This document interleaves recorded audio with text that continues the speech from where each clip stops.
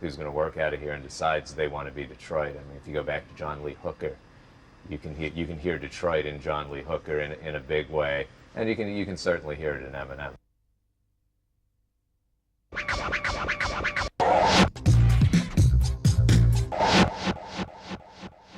Eminem's relationship with his mother Debbie has always been a complex and turbulent one. Since Mathers' success, though, things have reached a whole new level. In his breakthrough single My Name Is, Eminem claims his mother used more drugs than him. Debbie was not pleased and she sued. After a series of courtroom wrangles, they reached an out-of-court settlement. It still seems, though, that despite the truce, the two have not reconciled. In the past, though, things were very different. His relationship with his mother was always very close-knit. His mother was like a wasp watching over the nest, okay?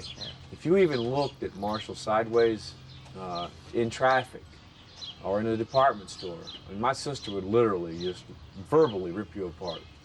He was so overprotective. It was always him and his mother. And whenever Marshall wanted someone out of the picture, he told mother, and that was it. Mother threw me out, I don't know how many times.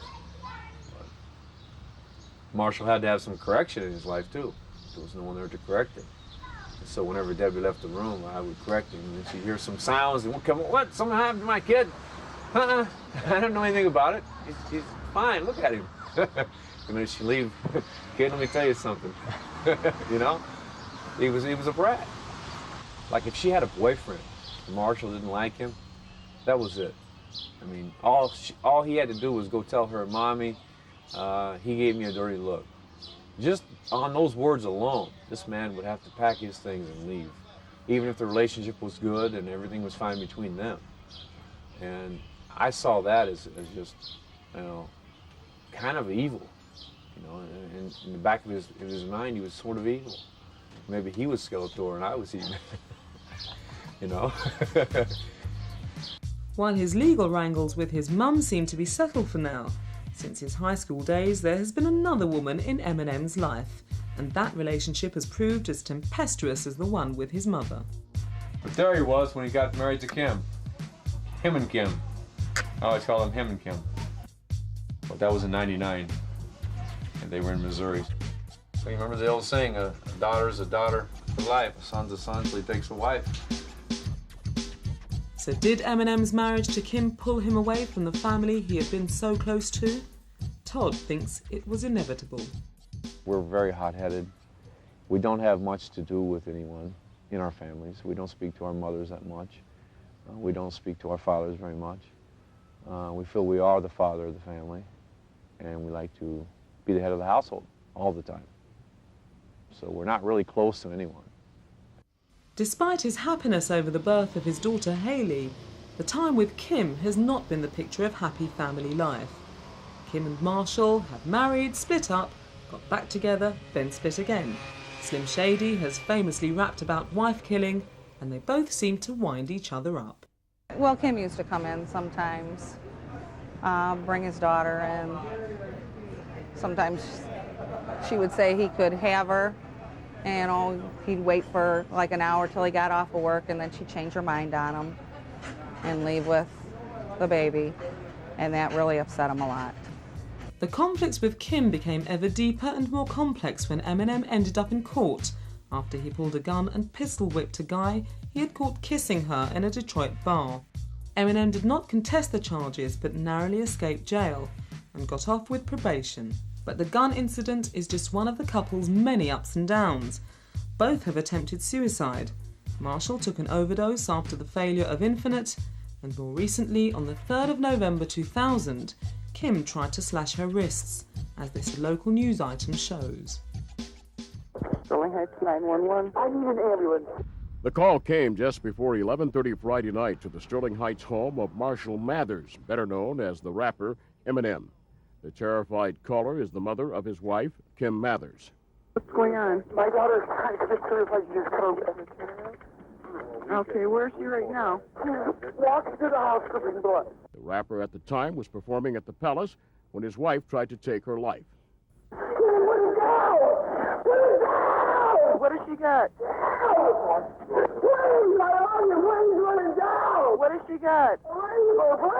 What does she have in her hand? Razor blade. She's got a razor blade in her hand. She's threatening to use it again.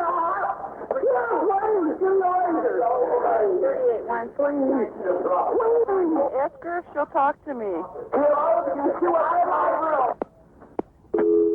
According to the police report, officers rushed into the home to find Kim Mathers bleeding and crying. She told them, and we quote, "There's got to be a better place than this." Suicide has haunted Marshall before. On the 13th of December 1993, Eminem was told that his closest childhood friend Ronnie had committed suicide by shooting himself in the head.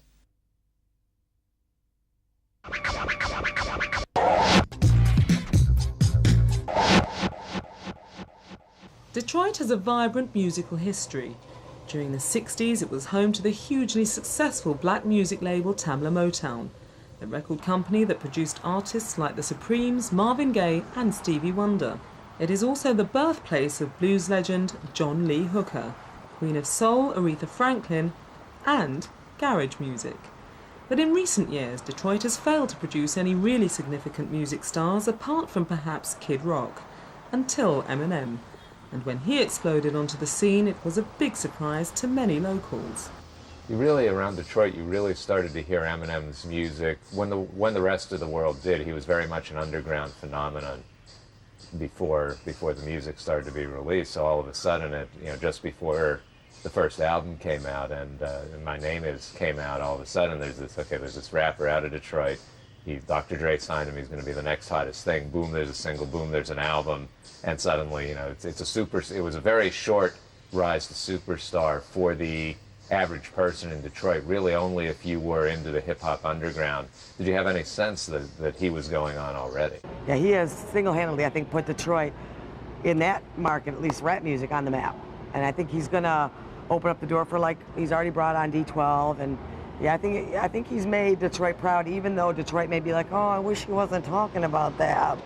Definitely, we're totally taken aback. Like, Jesus, this guy going to go out this far, and each successive song, can he go out any further? And sure enough, yeah.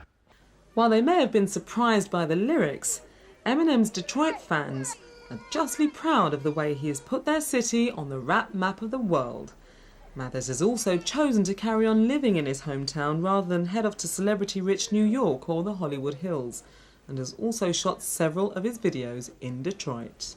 However, some are critical of the way he has treated his fans and claim he doesn't pay enough attention to the ordinary people who made him a star. The way he's treated his fans has been astronomically unfair. I mean, come on. I mean, the kids in the neighborhood he threw apples at, they went to school and told the principal was going to file a report with the police. He didn't. There's been lots of instances. We were at the State Theater. I mean, he was flipping them off and they were just waving at him, and I couldn't believe just his attitude towards them. I mean, these are the people that put him where he is, and it was so, I don't know, I didn't quite understand that. Eminem scratched his ass today. Lose at 11. Star status has an inevitable impact on your life. The more people want to see you, get your autograph and shake your hand, the more difficult it is to go out in the street. So, the more minders, bodyguards and security men you acquire, who see it as their job to get between you and your fans.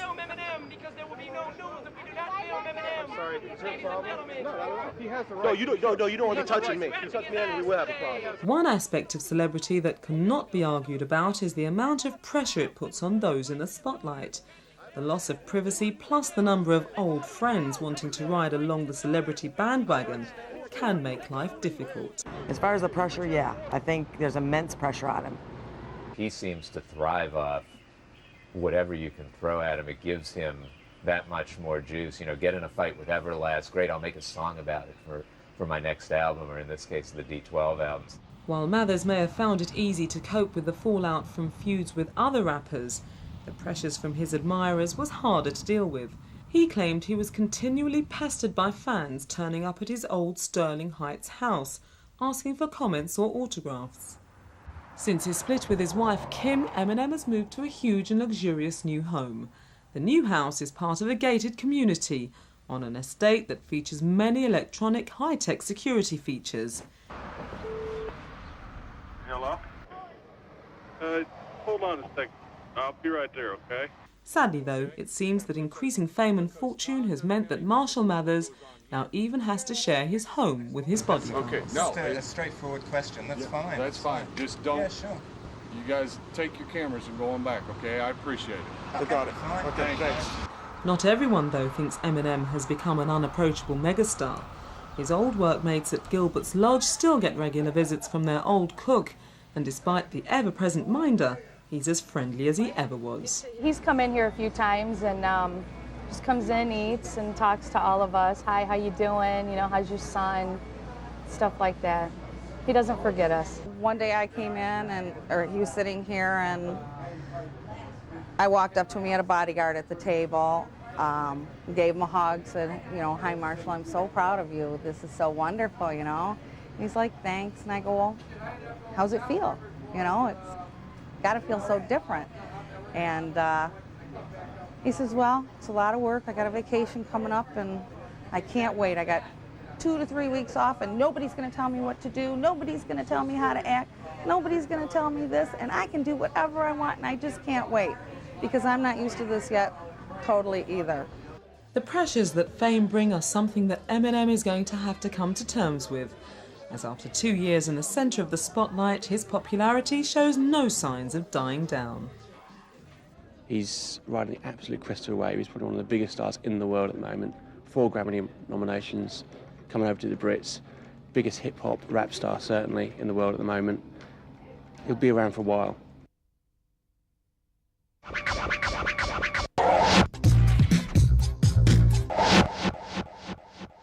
Whatever you may think of Marshall Mathers III, one thing is for sure. Both Dr. Dre and Eminem himself are very positive about the future. And you know, it's been almost 2 years now.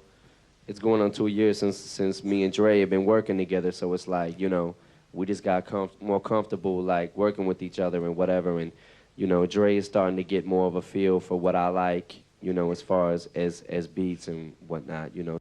What we're doing is working. We're pushing buttons. We just get more comfortable working together, so the music is obviously going to come out better, you know, the more comfortable you get working with somebody. I think his greatest challenge is finding ways to reinvent himself, finding ways to beat that rap, you know, 2-3 album life cycle. I think the D12 move is probably a very smart move on his behalf. It's a way to put out the next Eminem album without it being the next Eminem album, and it allows him to come back fresher in the public's mind. Wait till the next record.